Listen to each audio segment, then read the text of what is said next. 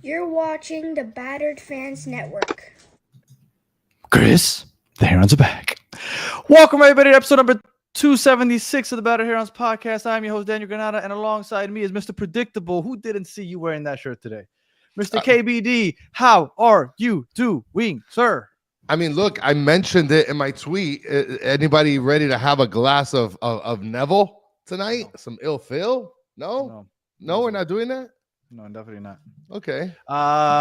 Let me start by saying, well, first of all, we were supposed to have the week off. Yeah, we're not going to record this week, but we got some breaking news. And to me, although I said I thought I would be okay with him coming back next year, right? I said that. I understood if he lost his job because losing 2 out of 3 to the 9th seed team is absolutely disgraceful. Yes. So, although I would have been okay giving him the job again, we only lost 4 regular season games. You know, everybody says that he lost big games, but you don't get to those big games.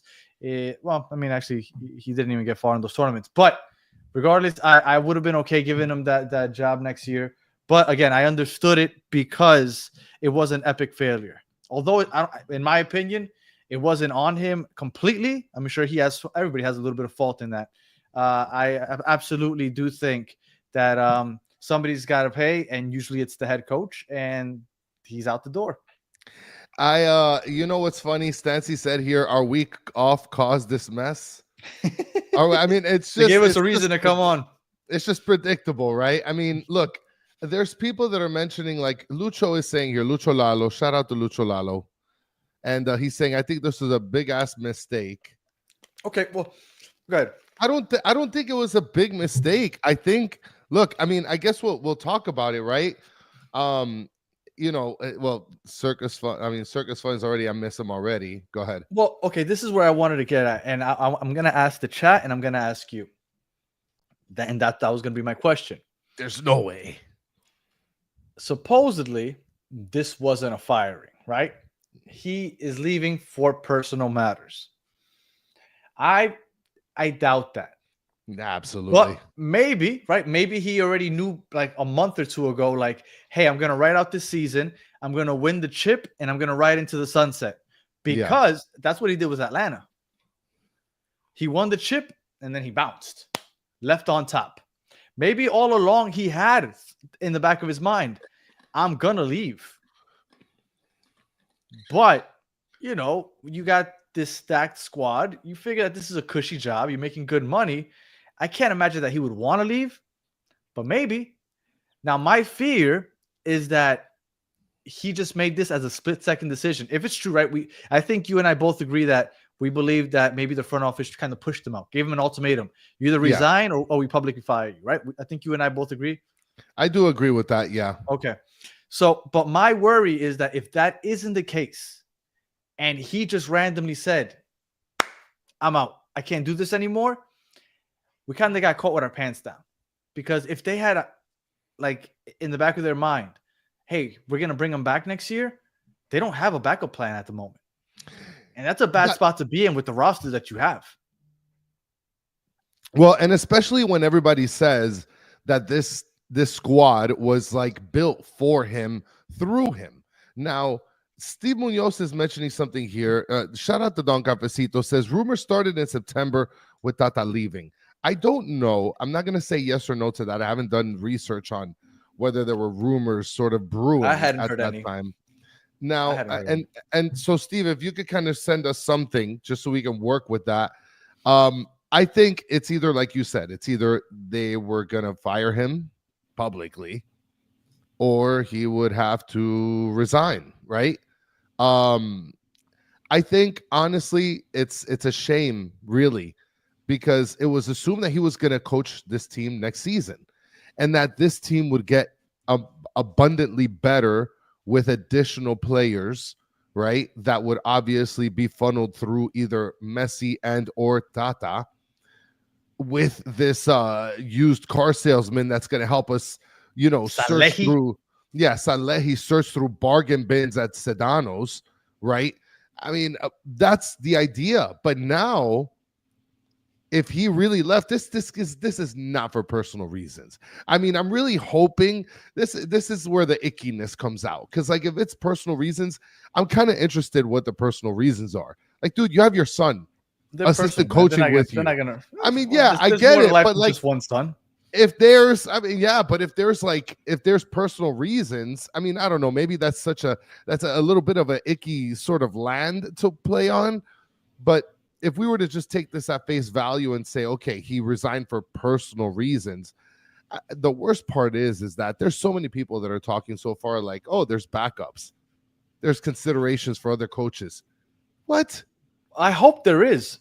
But like I said, if this was really that he just did it out of randomly personal issues, then there's a chance that it isn't. But it all really comes down to if it's a fact or not that it was him deciding for personal reasons just randomly. And real quick, what Pablo Golazo was saying, he's referring to supposedly there was an exchange between him and Tata during one of the trainings that's been I mean, I'm not reporting it, but I've heard people talking about it on the Twitter sphere. So I don't know if that's accurate or not, but maybe. But again, if this is all things that happened recently, whether it be the spat with Jordi Alba, whether it be him deciding to leave randomly, that all tells me there's no backup plan right now. Now, are there a couple of names? I can only come up with 3. Okay, 3 possible names off the top of my head. And yes, I'll put the Discord link. Give me a second, and I'll do that while we're doing this. But I can only think of 3 that are possibilities. 2 that make sense to me. 1 that I don't even think is a possibility, honestly. So I'll probably take that back. But I mean, we'll get into that. Okay, well, go ahead and put that together. Angel's here saying, I'm sure Alba and Messi had a saying on it. Honestly, I don't think I can find it in myself to believe that Alba and Messi had a say in having Tata exit or get fired from this team. I don't think so, dude. You really think if anybody has a say, it's going to be them, no? But then why would, okay, but now I ask you this, right? Like in the beginning when we obtained Messi, Tata was like part of the package, right? He was a sort of piece in the deal. You obtain the highest possible. You obtain the highest score you can get in the season in terms of points. You get the supporter shield, the most points in an entire season. Now you get shitted on by Atlanta 2 out of 3 games. You think that Messi went into the locker room and went into a meeting and said, we lost 2 out of 3 because of Tata, he needs to go? Like, who's he having that discussion with? Who's Messi talking to about that? With my Tomas brothers. Who else? I mean, you don't think this isn't like a regular player? Like, he has a direct line to the owners. He can tell the owners what he wants, and they have to basically do it. You know, the one thing I love about sort of talking about possible coaches, this is like sports talk radio at its finest, right? Like the missing piece. We got some guy that just left, and let's shop around. Who's available? Who do I think is the sexiest? Steve Munoz is already chiming. I mean, we've already had a bunch of Chavis. Steve Munoz saying, I have a dark horse. It's Fernando Ortiz, who recently coached Monterrey. He's Argentinian and is familiar with CONCACAF. Okay. Yeah. I mean, I don't know how you want to format this show, how you want to go about it. I finally got it here. I'm putting it in the chat, the Discord link for anybody that wants to join the Discord. And I got to get back to Peaches and Bigote and Jor. I think it's those 3 that keep contacting me. I'm trying. All right, but yes, that's the Discord link. How do you want to format this? Do you want to go on the did he deserve it? Because I see a few people saying that they kind of wish he would have stayed. I see some people saying that they're happy that he's gone. I have a couple of ideas on some names that people should be looking at. And actually, one of the names that shout out to Mike B here, man. Listen, you know how I feel, Danny, about standing your ground on things. You've known me for long enough to know that when I am in something. I'm in it to win it. I'm gonna tell you what my issue with Mike V is that if we I were give a on lot of here credit. December 7th at 11:30 at night, almost midnight, and we're celebrating our first championship, his first message or thing, first comment would have been Tata out. Like he was saying that even when Tata was winning, even if Tata won 3 in a row, that was just his thing. So I'm not giving him any credit. I don't care, you get Danny. no credit. No, you get no credit. Because November he was saying it 19th, even when it wasn't. No, even when he didn't deserve it, he was saying it. November 19th is officially Mike V Day. Not even the day that Tata gets fired. This is Mike V's day. Don't do that, Danny. No, As Mike a V matter gets no of fact, credit for me. Oh, can I be able to spoil what we're planning on doing? Hopefully, if we have enough time. Go for it. So we're gonna hopefully, if we have time, we're gonna take calls later, and I want everyone that calls in. You have to call in with your first name and the first initial and your last name, like Mike V. That today's Mike V Day. We're gonna do it Mike V style. So I would be Daniel G. Yes, and I would be Chris D. Yes. Mm-hmm. So yes, this is Mike V Day. Angel says he's been Tata's worst enemy. I think honestly, the way that we should structure it is sort of analyze the last year and a half, and just kind of like really sit down and think about what's happening and say, is this the right move? Because that's what a lot of people are already shopping, but like we haven't even kind of looked back at like our experience as a whole and really analyzed it very very efficiently. I think that would be something that we need to be better prepared on. I know a lot of people, and I know that there was like a bunch of people randomly like kind of like us, unplanned episodes, just randomly jumping on. We unfortunately we work, so we weren't able to get on as early, but we didn't have time to really like research. And I feel like if you want to do something like that, you really have to like really think about it and take a deep dive, maybe do a little research. But if you want, we could think about it. I mean, all I could think of is best regular season in history. Yes. Nobody gave us a chance of winning the Supporter Shield, me included, because Messi and Suarez are going to be out in the summer with Diego Gomez missing time. So Jordi Alba missed a month and a half. Busquets was injured. Like we had a lot of injuries throughout the year. And we won the Supporter Shield and nobody thought they could do it. So I felt like Tata did his job in that aspect. Where he failed in the tournaments. The Leagues Cup, I think people are blowing that way out of proportion. Everybody wanted. I don't know if you remember the shows leading up to the Leagues Cup. Everybody's like, let's just tank. Let's just get eliminated as quickly as possible so that we can have a month off. That's what everybody was saying. And all of a sudden, everybody's upset because they got eliminated. And in the game they got eliminated, he outcoached Nancy for the first 60 minutes. And Diego Gomez missed an open goal, which would have probably won the game. Then Nancy ended up putting in a couple subs. Tata didn't. We lost the game. All of a sudden, Tata's the worst person in the world. Everybody wanted to lose that tournament anyway. The Monterrey thing, they're a better team. We were playing in Monterrey. We almost should have won that first game here in Miami. David Ruiz got that red card. And people are blaming Tata for it. All right, fine, I guess. I blame Tata for the Atlanta thing. And again, I don't think it's completely on him, but he had to pay for that because that was a disgrace, losing 2 out of 3 to Atlanta. That's it in a nutshell for me. Steve Munoz is saying develop Noah Allen as a center back. 100%. Trusted other academy players and a draft pick in Bright. Scouted Diego Gomez, who's on his way to England. Those are big. He was the one, big. And everybody that loves Julian Gressel, he's the one that brought Julian Gressel on. Yes, he did. Like he's done more than people are giving him credit for. Yeah, and again, I'm not opposed to him getting fired. Matias Rojas too. I'm not opposed to him getting fired because again, for what just got done happening, unfortunately, even though I defended him, sorry, you can't do that. Like even if it's not fully your fault, you're the head of the snake. You gotta pay. So I get it, but I think Tata isn't getting the respect that he deserves. I thought that he did a lot. So, but like I said, I think that. I have no problem with him getting fired either because, unfortunately, the way we went out, somebody had to pay. And then it'd be good saying the grass is green. The grass isn't always greener on the other side. Oh, I want you. This is the way sports works, right? I'm a sports fanatic. I watch 5 sports, so I see sports and coaches being criticized and fired for all reasons from all across all 5 major sports. When you're winning, that's great. Once you start losing, if you lose a game, there's a reason you lost. And we're here talking about the games, so we could point for reasons. Yeah. You're always going to have a reason to hate a coach.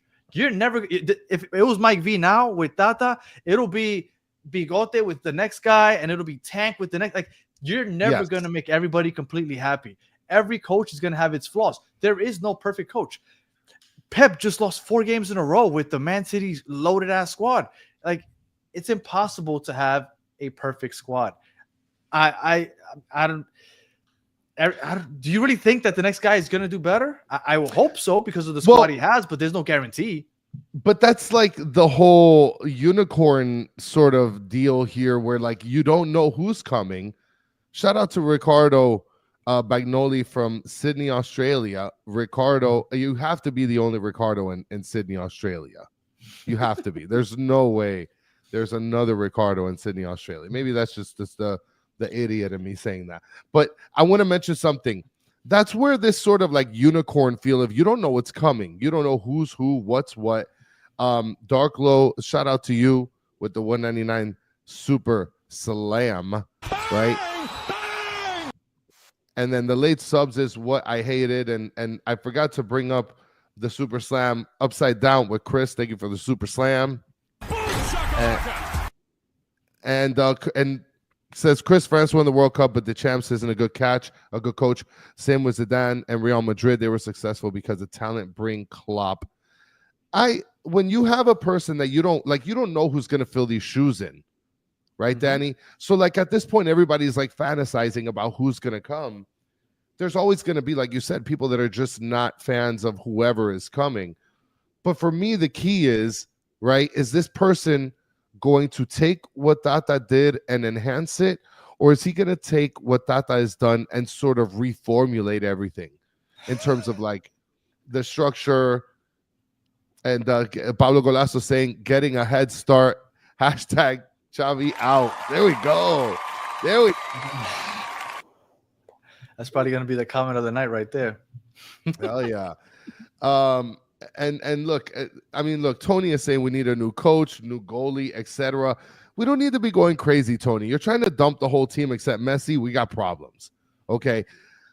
Like I said, I'm wondering if they're going to enhance what we have so far or if they're going to obliterate everything and sort of restructure it, right?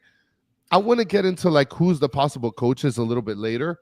But as far as like Tata and the time that he's had, other than in some critical games and in this playoff, series, he's been like a really good coach for us.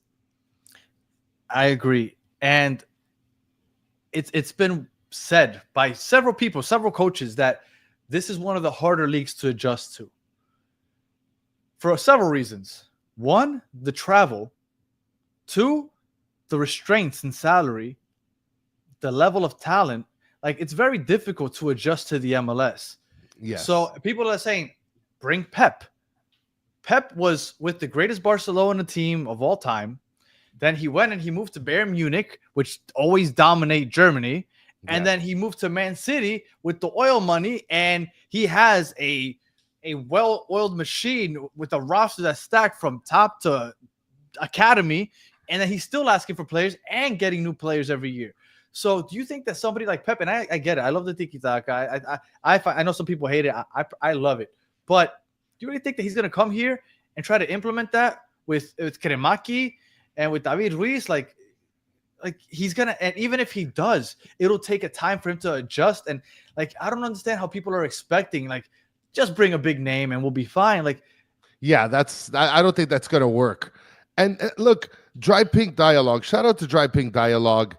And they just did a podcast earlier today. For those of you that look for Inter Miami content, look no further. You will find something out there this week. I promise you. And Dry Pink Dialogue, they mentioned something where when it comes to getting a coach, right, like the top Premier League, EPL, you're going to be able to get the best of the best to go and manage your team.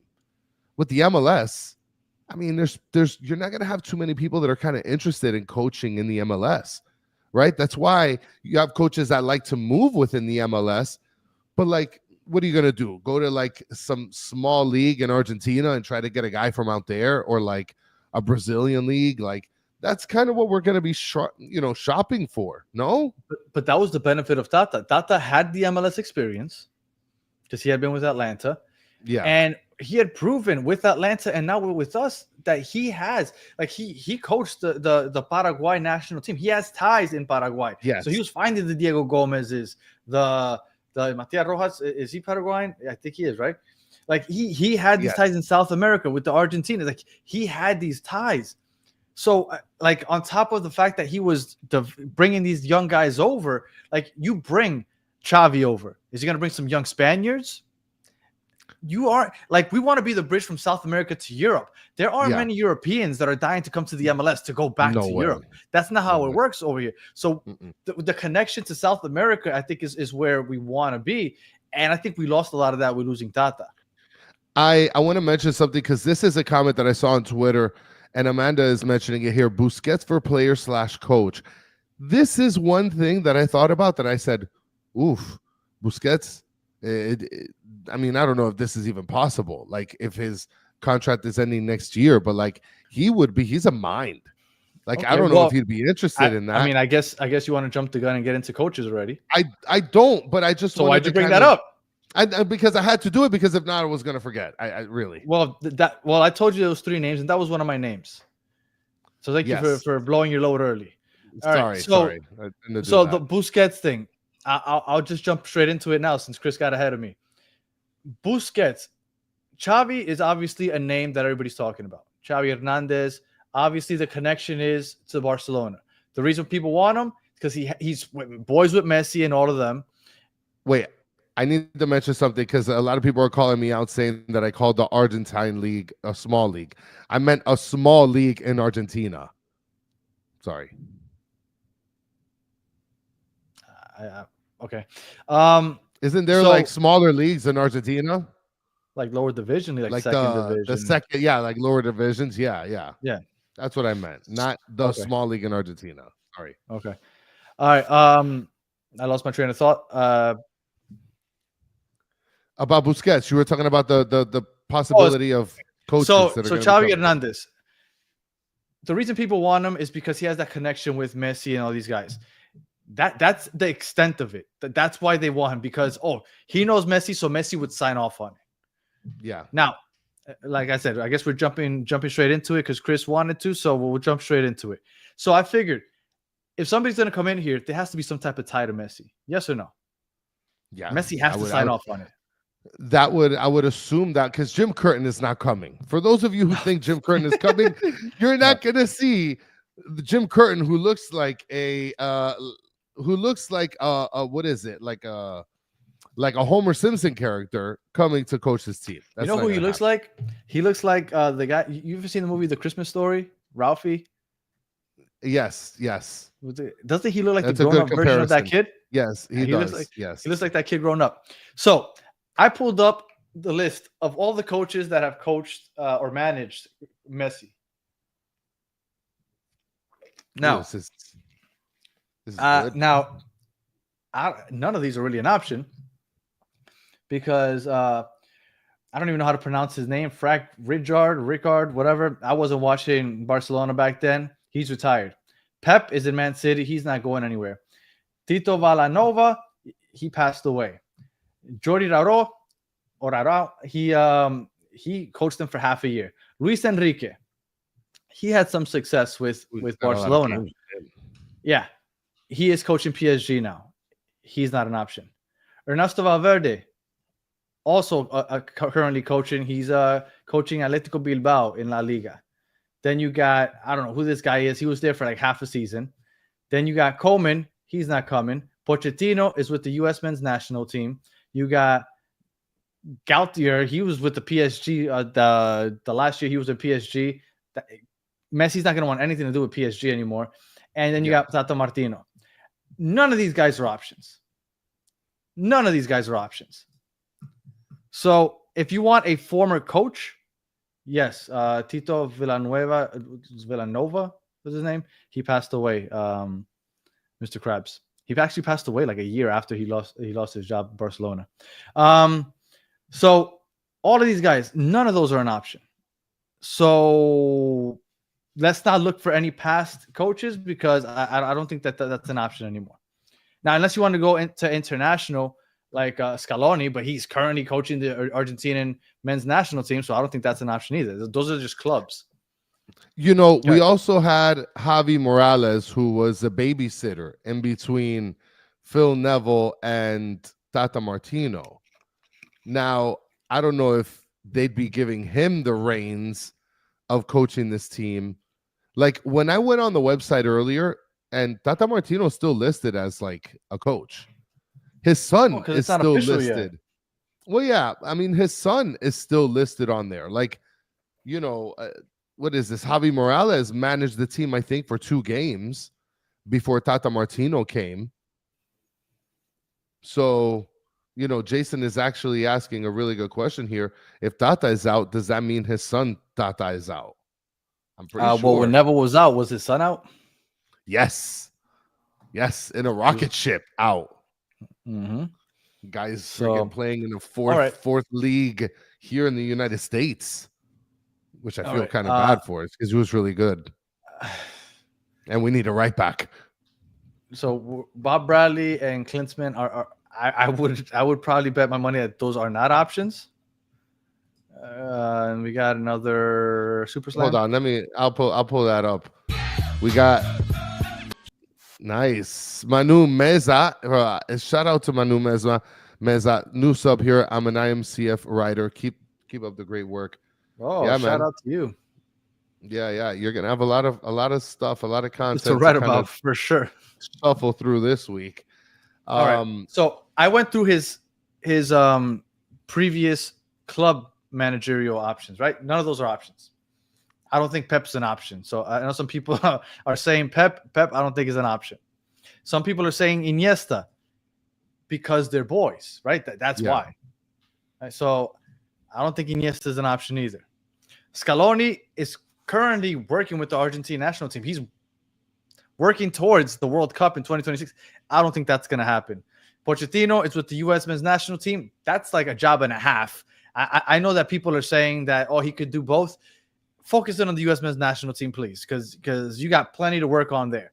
So now, people that are not previously coaches of or managers of Messi, you have Zidane, which was a manager of Real Madrid, a lot of success, but much like Pep, he coached a star-studded team. I can't imagine these big-name coaches that coach these level of players all of a sudden coming to coach Inter Miami. And I get it. We have a couple of big names, but for the most part, you're going to be using a lot of academy players out of like West You're going to be dealing with Benjamin Kremaki. Yeah. So, and no disrespect to them. No, but not at all. But when you go back and look at the rosters that Zidane coached, like, maybe, but I highly, highly doubt it. And then we have Xavi. Like I was back full circle. Everybody wants Xavi because he was boys and he coached Barcelona for 3 or 4 seasons. I think it was 3 seasons. Now, my thing with Xavi is we don't know if he's going to do better than Tata did here. No, man. And he has to get adjusted to the MLS. And I know people might think that's not a big deal. I think it's more of a big deal than you realize. So everybody buys property in Miami. Everybody buys property in Miami. It's the worst thing you can do right now. So back to the original reason I got into this. Busquets. I think that Busquets should be an option for the same reasons that Xavi's an option. He's boys with Messi. Is he not? He speaks both English and Spanish. His English is pretty good. He has now been playing in this league for a year and a half. He is accustomed to the way the salary works and the players that you have to work with. Yeah. As far as on the pitch, I think we could all agree that he may have lost a step, right? He was never the most dynamic, athletic player, but you feel like he might have lost a step. And it would help. And I don't think, because I saw some people saying player coach, I think that he would step away from the pitch and just be on the sideline. And that would help Miami in an aspect. Because if he were to leave and get on the sideline, all of a sudden you also open up a DP spot. Because remember, he's taking up that second DP spot. Yeah. And maybe some people are saying that jumping from the pitch onto the sideline is kind of crazy. That's what Xavi did. Xavi left Barcelona. He went to play, I think, in Saudi. He retired in 2019, and like a week later, like literally a week later, he retired, his last game ever, and then the next week he was announced as the coach of that same team. I don't see why Busquets can't do the same. Announce his retirement, and then a couple days later, or right that same day, be like, he's retiring, but he's going to be on the sideline. You get the same brain that Xavi is. Yeah, he's unproven technically as a manager, but like we don't know what we're going to get if Xavi were to come here either. Look, a lot of people are bringing up the fact that he would need his license. And I decided, because Mr. Kraft said Christopher Coach, I decided to Google if I can apply for a license. And I think I found the application process through FIFA. Now, how long do you think it takes to get that license put through if you are Sergio Busquets and you have Messi by your side? Oh my God. I don't think that's going to be an issue. I don't think that's going to be an issue. If that's the route that they want to take. Now, again, this is just me spitballing, and apparently I thought that I was coming in here with some fresh idea, but apparently other people are thinking the same thing. Does Busquets have a coaching license? No, but again, do you not think he can kind of make that happen if they wanted to? I'm not saying it's going to happen. I'm not saying I've even heard anything. I am just saying that's just another thought. I'm trying to think outside the box here. And I mean, Gus is saying, I think there's a course he has to take. So what, like a YouTube video of like 45 minutes? He's going to have some clown watch it for him. All right. So Gus, hypothetically, Boosie comes up to the Moss brothers like, you know what? I want to be the coach. I'm going to be a coach. And I'm going to take this course. Do you think it's like a rigorous year-long course? No. And no, Mike wasn't right. Shout out to Brandon Griffin. That was just on the Inter Miami show. Catch them and check them out. Yeah, I mean, listen, Mike was right. Mike was right. Tata out. He literally got today's Mike B day. Danny, I think he was talking about his co-host Mike. Oh, I thought he meant Mike B. Yeah, no. I mean, Mike is not wrong either, but. Mike was on our show last Tuesday, and he said that he thought that would be back next year. So Mike is absolutely not right. Okay, but he wanted him out, so he's out.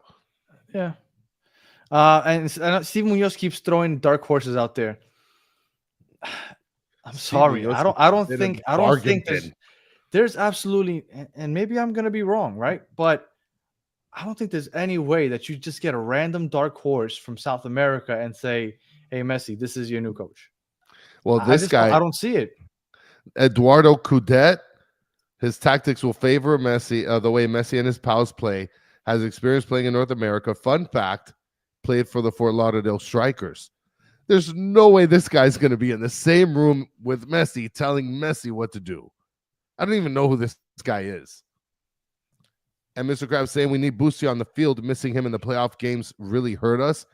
I mean, listen, you think that we're gonna be missing a lot from Boosie if we have Messi consistently playing? Well, not just that. It's the fact that if we were to, and again, I thought Boosie gave a lot to us, especially playing as the third center back in the 5-man back line. But if he leaves, that opens up another DP spot. It's not like all of a sudden we have this huge this huge hole in the midfield, and we're not gonna figure out somebody else to put in there. Like, there's gonna be somebody else coming in, and probably a pretty decent name if it's a DP spot. So I don't doubt that if he were to leave, which again, Boosie got F in coaching. I think that it's a possibility. Yeah, and Sean is saying Manuel Pellegrini or Guillermo Schelotto is the new coach. I'd put money on it. Like I don't think that you lose too much when you have Busquets coaching. I mean, if you're afraid that you're going to lose the mind's not going anywhere. It's staying on the sidelines. And you're still going to have Messi, which I imagine, I don't know if this is me going out on a limb here, but I feel like Messi's going to play more games next year than he did this year. So, like, there's that to also help. What do you mean, why? Why do you think that? Well, because I think that he also remember he got injured. He also had the international breaks. I feel like he's going to play a couple more games than he did last year. Not Hopefully. all of them. I feel like there's some games that he's going to miss because of the 2-3 games a week deal. But And somebody just said Neymar is going to Santos. That's what I had heard. But apparently they came out and they denied that any of that is true. So yeah, that might still be up in the air. I mean, look, the thing is, everybody is going to have like a guy that they want. And I think it's very easy to toss out names. Reynolds Stewart saying Boosie is more important on the pitch to us than Messi. I think you're climbing up a hill on that one, Reynolds, and you got a lot of people with pitchforks waiting for you on the top of it. Now, has anybody heard that? Look, I've said all year long, whenever I hear Tata out, I said I don't get it, but the only name that could possibly replace him is Xavi, and I've been saying it all year. That's the Haven't only name seen that could anything. possibly. But I haven't heard about him. I mean, I know he's available, but I haven't heard about him coming in at all. But that's the only possibility. I don't see any other possibility. And now Mascherano is the other name being thrown out there, but he's currently working with the U20 Argentina team.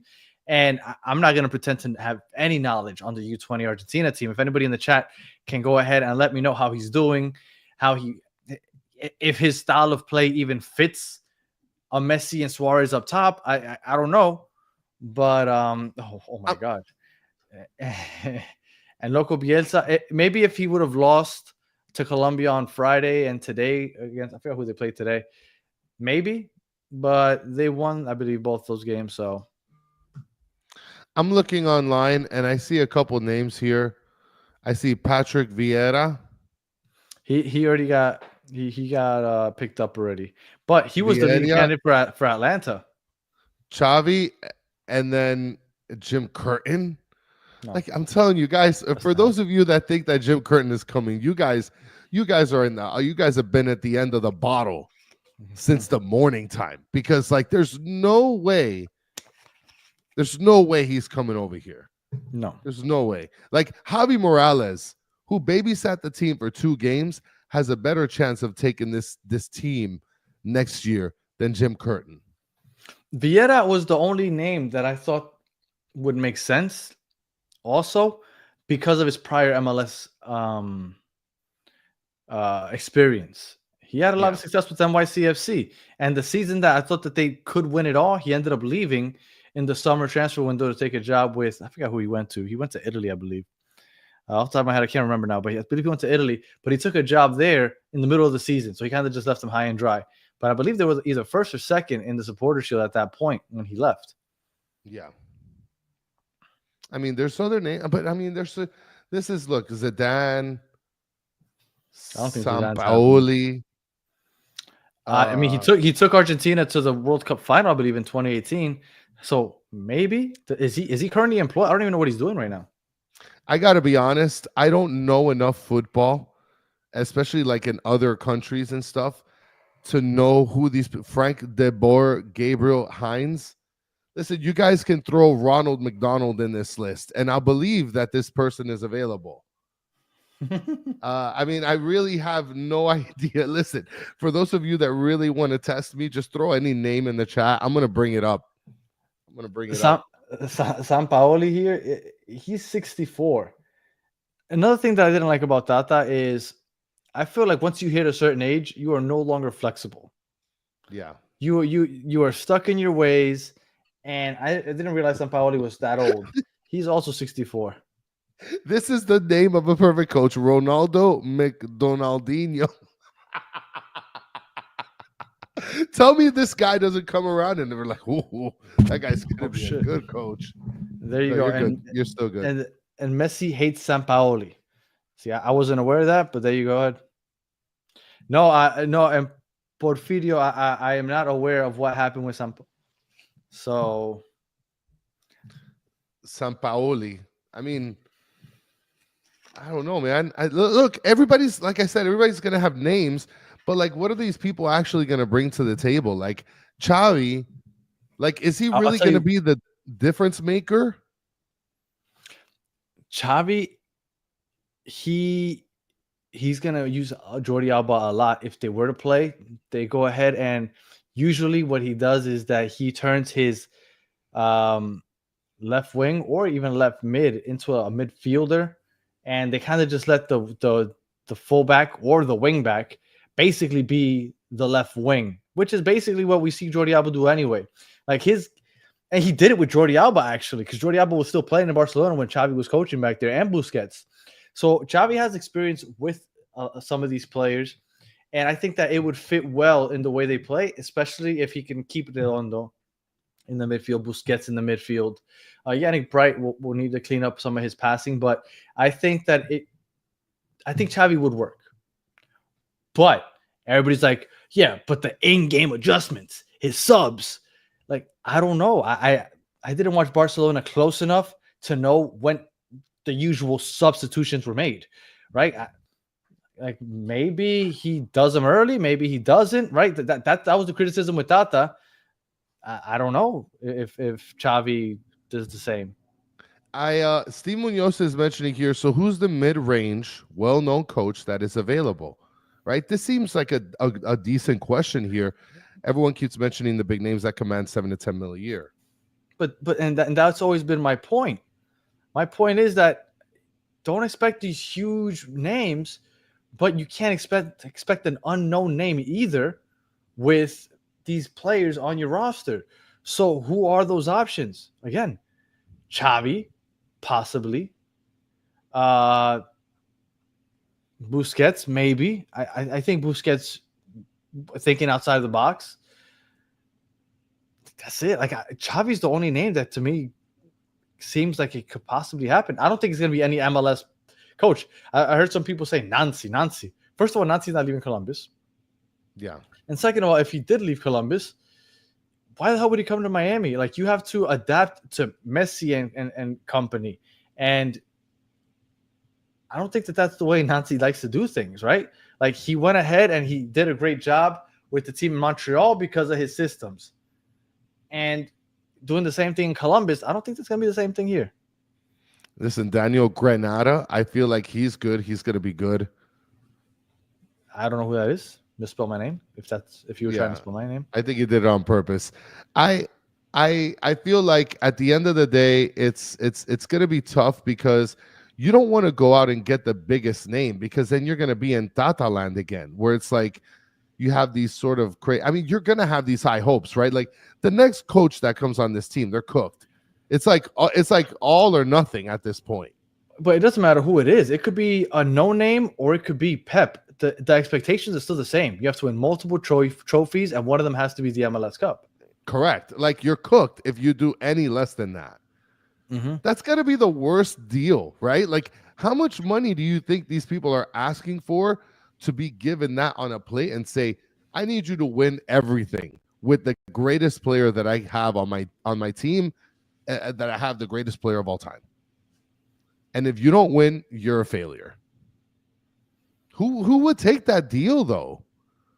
Like that's another thing. That's how it is when you coach a big club. When you coach a big club in the world of football, those are the expectations. Win or go home. Like that's what it is. Barcelona, Real Madrid, Man City, Manchester United, even though they've fallen off over the last decade. When you coach a big club, Bayern Munich, if you do not succeed, almost immediately, if you start a season poorly, you're showing the door by January. Like that's just the way it is in the world of football. So you have to succeed. So I think that in this world, in this sport, worldwide, you're kind of accustomed to those expectations. So I don't think that that's far-fetched. I think that it's a harder pill to swallow when you're like, oh, and I only get 2 DPs. I don't get to just sign my players that I want that fit my system. I got to figure out which one of these young kids could do what I need them to do. Well, that seems like a little more work than I'm used to. I'm used to just having a grocery list and then handing it to my guy and then just checking it off. I think what we should do, I mean, Ash is saying a winner will take on the challenge. I think we should just get the top 12 people that people think are going to be the coaches. Throw them in dry pink. Just take 12. Just take 12, throw them in dry pink, and just do like the Hunger Games. and just see who comes out on top, right? I don't know. I don't know who's gonna do better than what's expected, dude. Like what's expected right now doesn't even matter who comes. Like just don't fuck up. I think at this point, just get somebody that's not gonna fuck up. And Mez, maybe you know more than I do because I hate the French league. Is there a chance that Luis Enrique gets sacked in PSG? Because I have no idea how they're doing. I think the French league is a joke, so I don't keep up with it. But is there a chance that he gets sacked? Because that's another name that's a possibility. The last time the Messi won the Champions League, I believe it was Luis Enrique. So maybe that I could see that. And look, everybody's saying no, that there's no chance. So PSG's doing well. You see, so there you go. So PSG's doing well. He's not going to get sacked.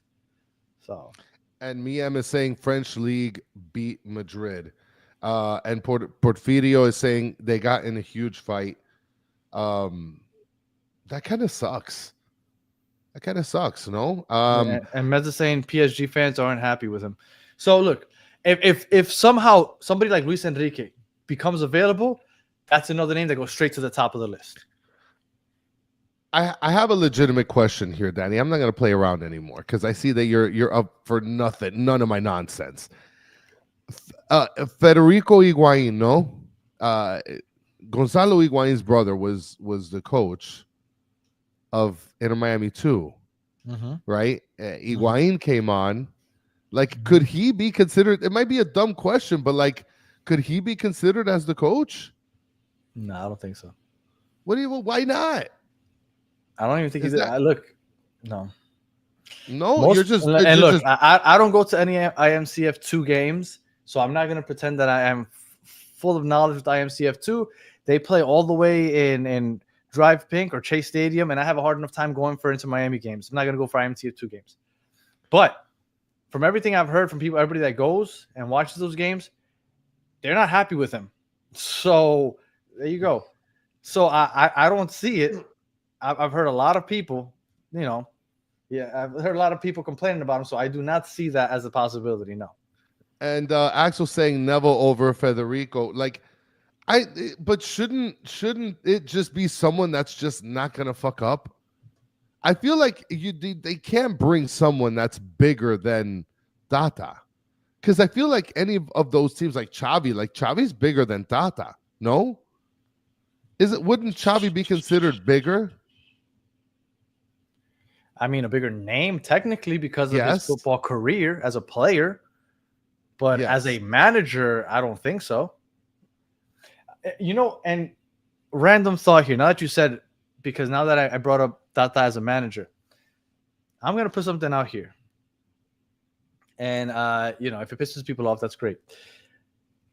There's a chance that Tata goes down as the greatest MLS coach of all time. He is top 5 in winning percentage, and he is the only.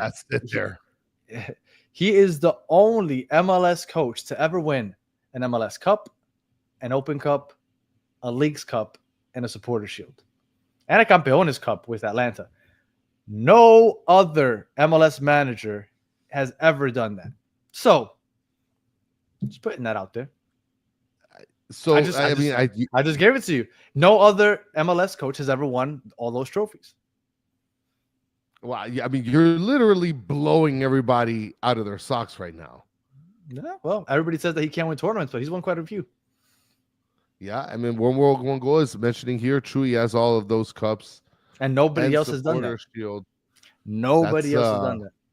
Listen, one thing that I could tell you is that's an extremely hot take, but it's a really good hot take. Like, the stats are wrong. Yeah, I mean, look, Mez is saying it right here. I mean, you're not wrong. Miem is saying you're spitting facts. I'm just saying. Look, and again, I am okay with him being fired. What he was in charge of, right? Because he's in charge of it. When you're in charge, I'm the principal of a school. If something goes down in that school and a teacher messes up, that falls on me. So if you are the coach and your team fails, you're the coach. That falls on you. I am 100% okay with him being fired. That's okay. I thought that it would have been okay with him coming back. I don't know if anybody else will do a better job than he did, but I'm okay with it. But for everybody that's like, oh, thank God, yes, we're gonna win it now. Like, are you sure? Are you sure? I don't know. And Lucho Lalo, look, Lucho, you're mentioning here people saying Tata sucks are the same Dolphin fans that hate Tua. Lucho Lalo, I'm not a Dolphins fan. I'm not a Dolphins fan, but I got to tell you, Tua is not so great. Like, I mean, I guess I'll get on like a football podcast one day, but I got a couple hot takes for that one. Listen, you spit facts right there in terms of like what Tata has done. There's no denying that. And Ash is asking, why did? Oh, I'm sorry. Go ahead. No, Tati's here saying Xabi Alonso, isn't he? I forgot where he's having success, but he's having success somewhere. I'm blanking on where he's at right now, but I know he was doing a great job wherever he was just a while.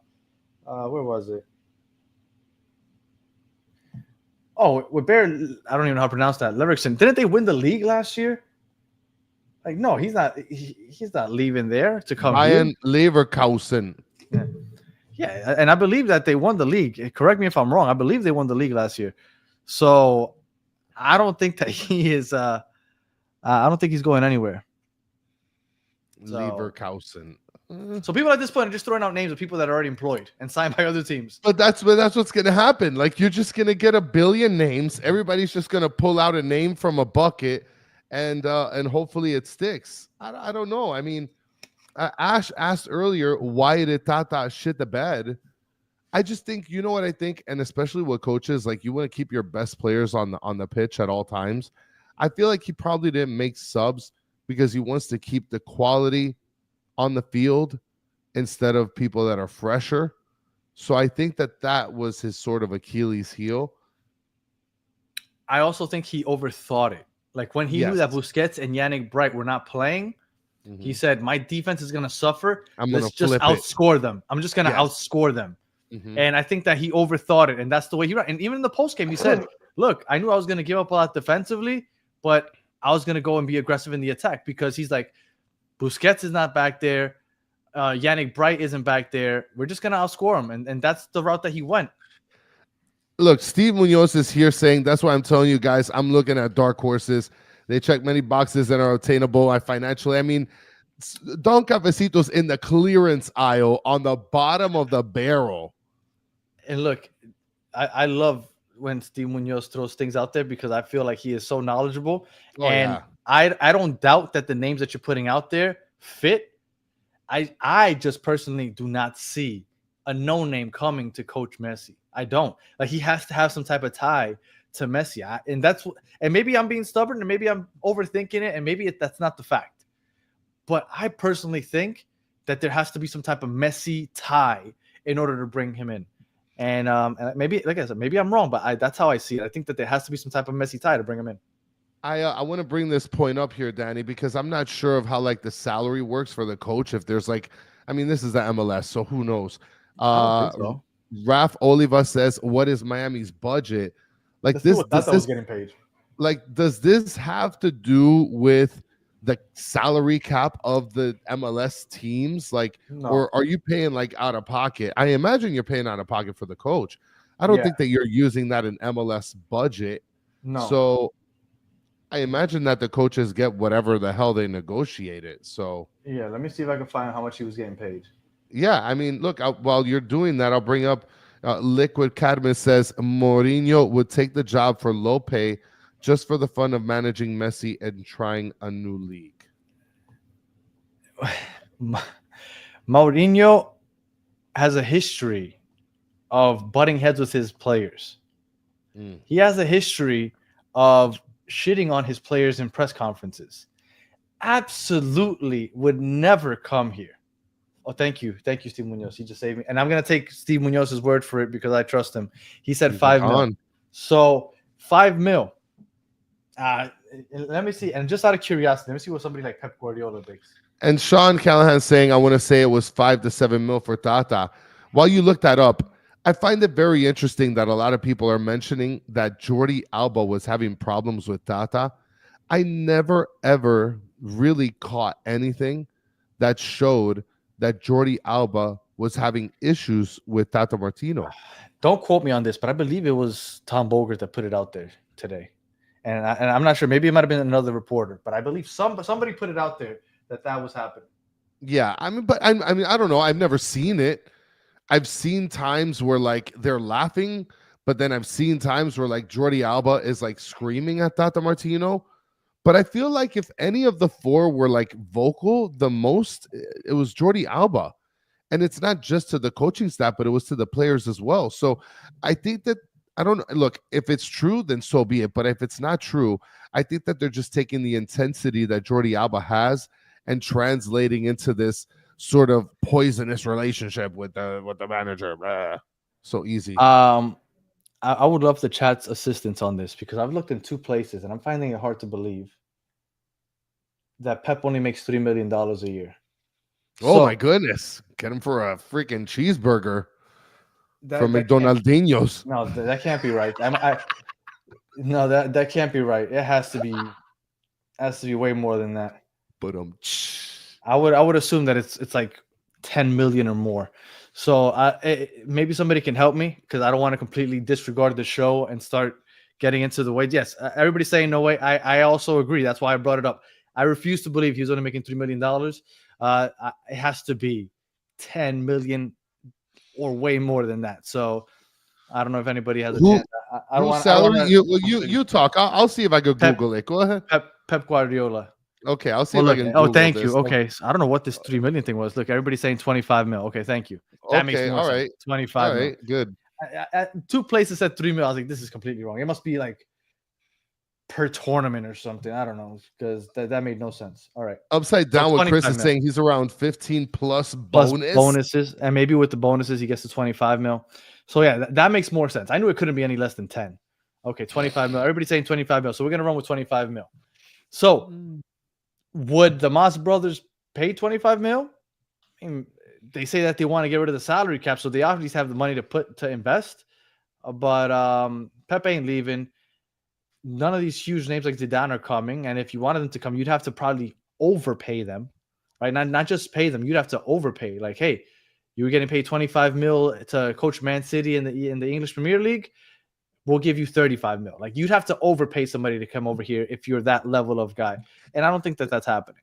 Lucho Lalo's already saying we're screwed. You went from the beginning of the show, Lucho, like hopeful as hell. And now we're screwed. So we're cooked. It's okay. Like I said, I think that they should just get any manager and just tell them, look, dude, just don't fuck this up. Just don't fuck it up. But how do you fuck it up? How did Tata fuck it up? Just don't make late subs. Listen to what we're telling you and play players when you need to play them. I don't know, dude. You don't think that like Tata's going to come back and like consult for the team? Like he had a cushy opportunity to like be with this team long term. I don't know what don't fuck it up looks like, but I feel like it's basically don't piss Messi and Jordi Alba off and make substitutions when they need to be made. So, I mean, Francisco Garcia saying all coaches are stubborn and all make late subs. But and look, I don't know enough, but like there's coaches that made subs in a timely fashion. No? Yeah. Xavi, I believe, was making close to 10 mil per year. I mean, look, right here. They're talking about Xavi. Look, Paulo Golasso saying he couldn't adapt. Tata taking over Jamaican national team. I don't know if that was supposed to be a joke, but I could see it. It should be a joke. Didn't they lose against USA today? Or yesterday? Or Where everybody's up in arms because Pulisic did the Donald Trump dance. Yeah, I mean, look, I'm surprised people didn't realize that that Pulisic was a conservative. Yeah, I mean, but I think that it's look, I mean, it's a character. I'm surprised that he would do that. Yeah, no, I think it's becoming just like a one of those TikTok dances at this point. It is, yeah. But I'm just surprised that people just didn't realize that. I'm surprised Pulisic did it. Honestly, let's not get into that. Yeah. You get there, you're gonna be treachuring some going water straight into the yes. All right. So yeah. I What mean, else look, do you want to see if anybody wants to call in? I mean, we're right at the hour mark. I don't know if you Oh, want to leave this for another day. Maybe we could do another 10 minutes. yeah, we'll see. We'll ask people to be quick. Yeah, guys, just if you want, call in. Remember the rule, though. Okay, hold on. Let me just make sure that you guys get the rule. Okay. So the rule when you call in, when you put your name there, it is the Mike V rule. So you have to use your first name and the first letter of your last name when you call in. Because And a today, quickie. Your yes, and a thoughts quick in and out. in and out. And today is Mike V day. And there's the link. All right. So find it in the chat and jump right in, and we'll be good to go. All right. So why did you bring up politics? I didn't mean to, Amanda. I'm sorry. I randomly he brought up the game, and then I don't know. It happens. It happens. Sometimes you dive into that, unfortunately. But look, I mean, at this point, we're going to be taking calls. We want you guys to sort of either, let us know who you think is going to take the throne for this team. All right. And yes, I also think it was just a dance, but again, doesn't matter whether it was just a dance or not. It is what it is. It's over, and now let's get our first person on here. Well, let's wait because you're not going to add them on, right? No. Okay. All right. Everybody knows that it's just the call in, right? Okay. And yeah. All right. So here we go. So all right. First caller calling in already broke the rules. It's Tank. What's going on, Tank? Hey guys, how's it going? Can you hear me? Yeah. What's going on, buddy? Oh, I don't know, man. I was just so excited and happy for what happened. USA last night played better than ever, and then Tata's out. It's a good punch to the gut. All I Yeah. know is more heads have to be on the chopping block now. Got to get rid of maybe his boy Aviles. Definitely got to get rid of Calendar. I know he's a fan favorite, but he's not good enough to win right now.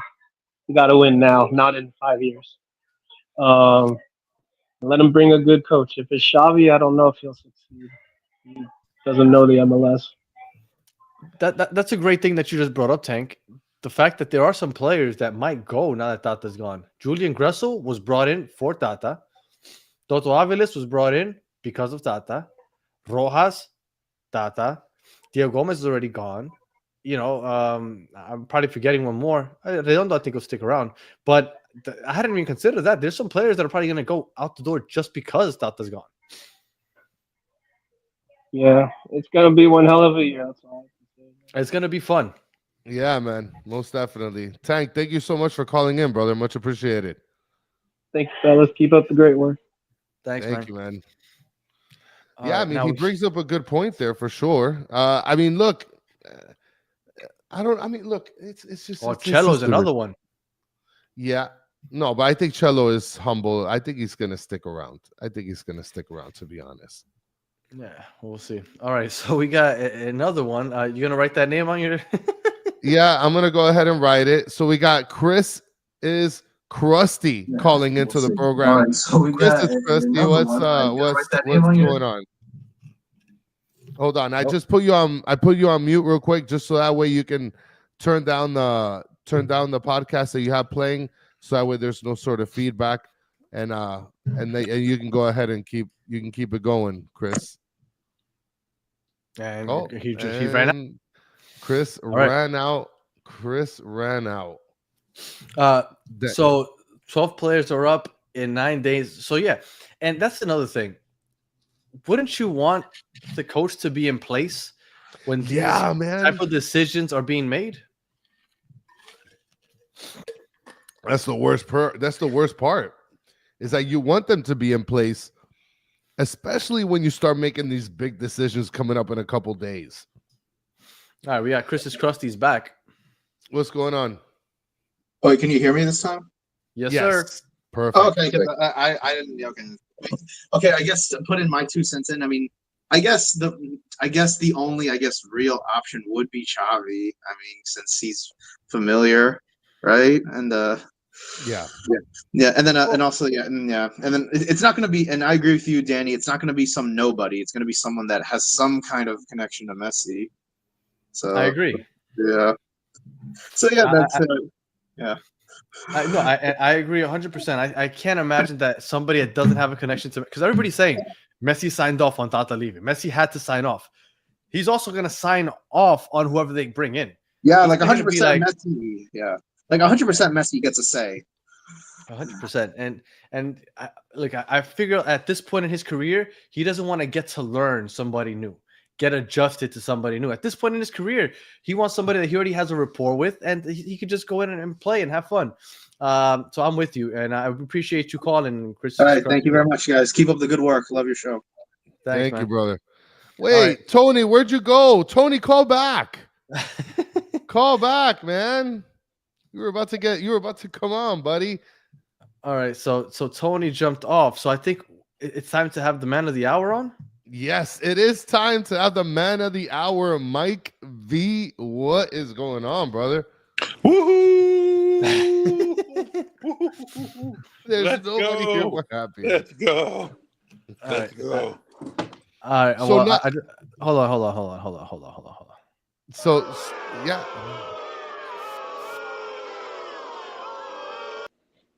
I had to do that. Booed you, Mike. Whatever. It just that is just better today because Ecuador beat Colombia too. Yeah. Wow, No, you look at that. gotta throw that in there. Look at that. All I right. will. And that's Mike V's team right there. Ecuador. I know. destroyed you. So Mike V beat you twice today. Today's Mike V day, and Ecuador beat Colombia. Yeah. But- Actually, it's the first the time. on- It's the first time ever in that Ecuador beat Colombia in Colombia.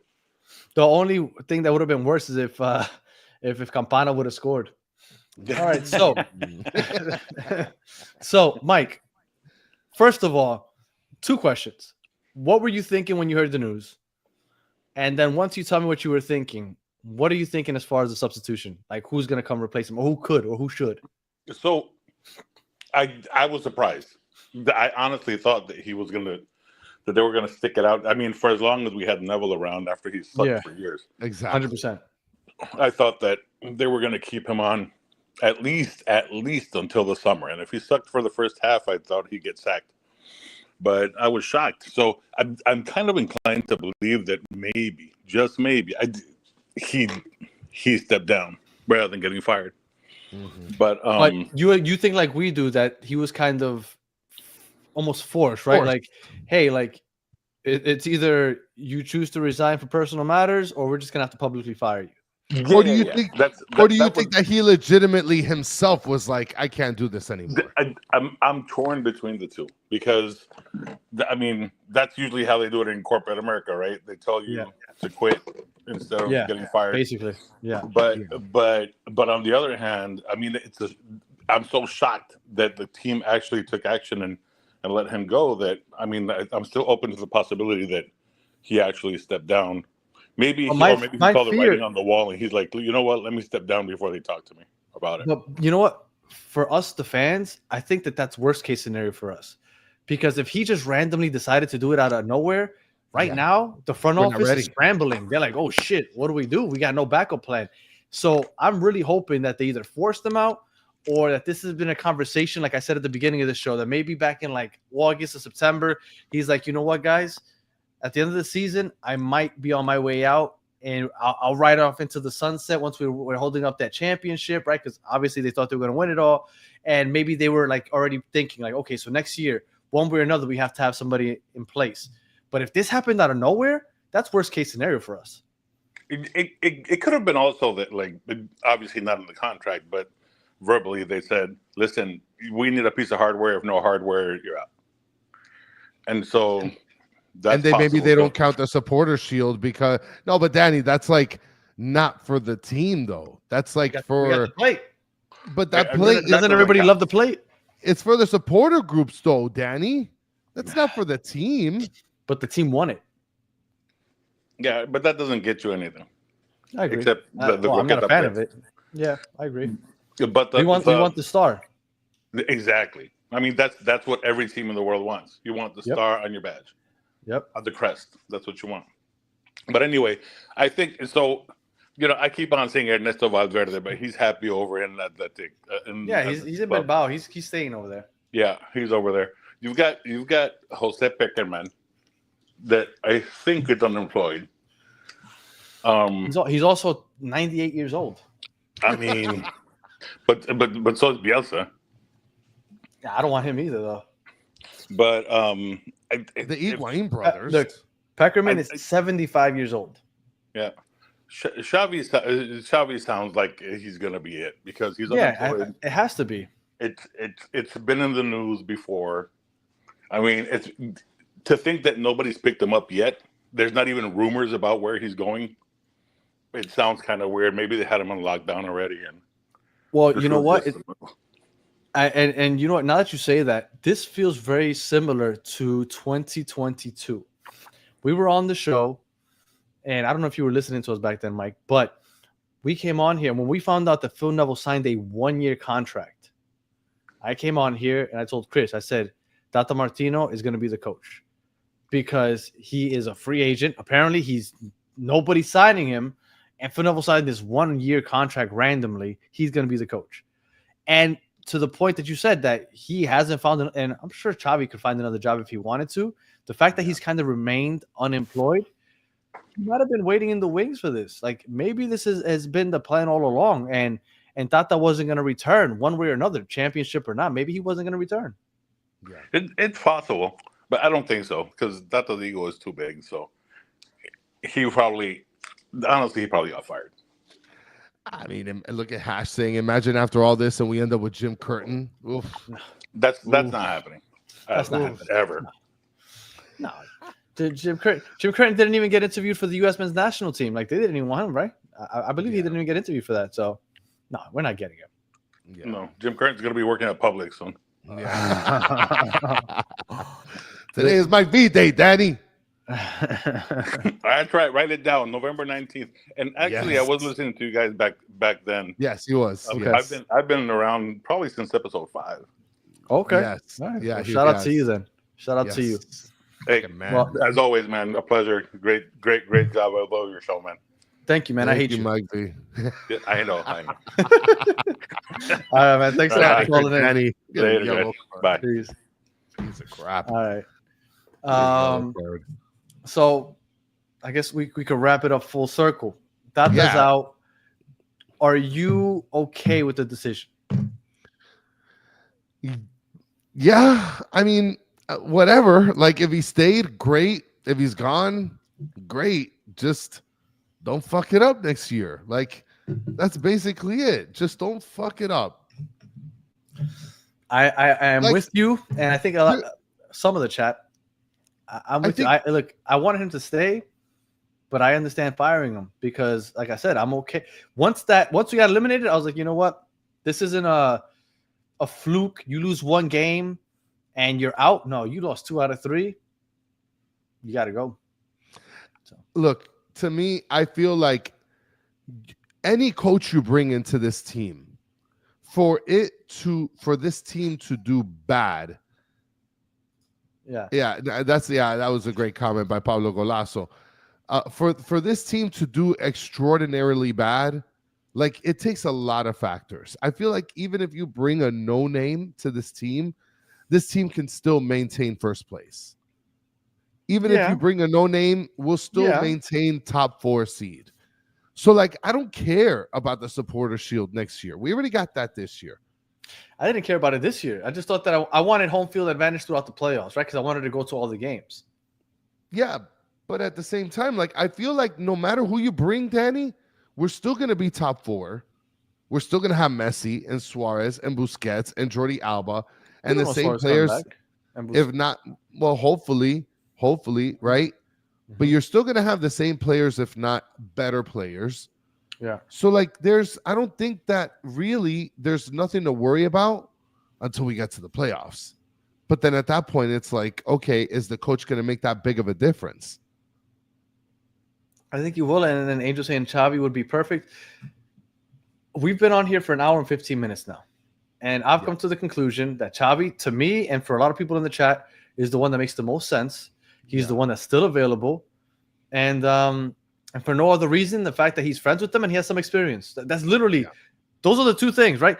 I'm pretty sure that half the people in here don't even know Xavi's tactics. They don't know if he plays with one defender and like 9 attackers. Like they have no idea, but they know he has some experience and that he's boys with Messi. So let's go after Xavi. And you know what? And I agree with you because that's the only one that makes sense to me also.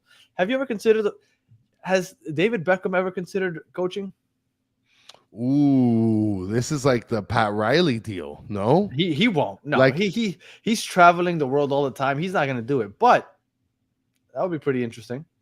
That's the Pat Riley deal. Pat Riley was like the general manager and then came down, started coaching for the Heat. Oh yeah, but Beckham wasn't the general manager. He's the owner. Yeah, I mean, come on, he's a face. He's just a face. Yeah. and this I think was the perfect right here. Bex can't sit still. Yeah, he can't. He's always traveling and stuff. So, yeah. But that's not. I don't even think that's even an option. Just throwing it out there. And then the last comment for me, at least, Sir Alex Ferguson coming out of retirement. That would be. That's not happening, but that would be funny. I mean, but if he comes out of retirement, he has to go back to Old Trafford. Is this my lineup here? Is this it right here? Oh no, that's not my lineup. I can't find my lineup in these images, so I'll have to post it again. No. All right. So I think that's about it. We've covered just about everything. We're okay with it. We hope that things get better. Don't think that it's a guarantee just because Tata's out, all of a sudden you're going to love the new coach. I am almost 100% sure that after we lose 1 or 2 games, you're going to have reasons to blame them, and you're going to make it loud and clear. I love that Pablo already started the hashtag Xavi out, because you know that if he's coaching, that's going to eventually come. And, it's going to be fun no matter what it is. And Steve Munoz, he's still riding with his dark horses. That would be fun, but I doubt it. And Ray Hudson's older than Peckerman, I think. Yeah. There's no way Ray Hudson. I mean, if they couldn't keep him broadcasting for this team, they're going to let him coach this team. Oh, no. He's actually younger than Peckerman. He's 69. Yeah. All right. Any final words there, Chris? That's it, man. You guys wanted Tata out. Tata is out. Today is Mike B Day, November 19th. And, I mean, guys, just prepare yourselves because there's going to be a lot of things swirling in the next week or so. And for those of you saying Mourinho, I promise you that Messi would send his bodyguard to body slam Mourinho after any press conference. That is not happening. Mourinho is not coming to insult the GOAT. I promise you. And he will. That's the one thing about Mourinho. He doesn't give an F. Like, he will come and he will shit all over everybody. But yeah. And tomorrow we're going to do MLS Eastern Conference at 9 o'clock, MLS Western Conference at 10 o'clock, both on the Battered MLS Fans show. So if any of you guys are still interested in watching the playoffs, make sure that you tune in, because we'll be talking to the 4 teams in the East, 4 teams in the West with podcasters, a panel of MLS podcasters talking about that. You got 150 people here watching, so please, if you haven't already, please like and subscribe. And we'll be back next week. We're supposed to be here at all this week, and we're here an hour and a half almost into it. But and also, if you haven't already, batteredfans.com, 20% off with promo code HOHOHO24. So go ahead and do that and join the Discord. I don't think I have no, I do not have the link anymore. But make sure, Battered Fans, I'll put it on Twitter or something. All right. Thank you, guys. If you're listening on audio, thank you for listening all the way to the end. Please leave us 5 stars, comment, review, all the good stuff. If you're watching on YouTube, thank you for watching all the way to the end. Please like, subscribe, share, tell your friends. And for those of you in the chat, as always, we appreciate you hanging out with us for the last hour and 20 minutes. As always, you guys are the best part of the show. Thank you for all the input on all the names, even though some of you guys are just randomly throwing out just random ass names, but we appreciate it anyway. It makes the show so much more fun. And again, batterfans.com, 20% off, ho24. Chris, you are an idiot. And that's it. And Xavier, thank you for asking. I appreciate that. He's asking Danny's, how's the baby? Baby's almost 3 months old next week and is sleeping through the night. Is sleeping 8 hours a night. So that's been pretty awesome. So that's it. We'll be back with Battered Herons next week in English and in Spanish. But tomorrow, Battered MLS Fans, if you still want some more footy talk. So until the next one, have a good one.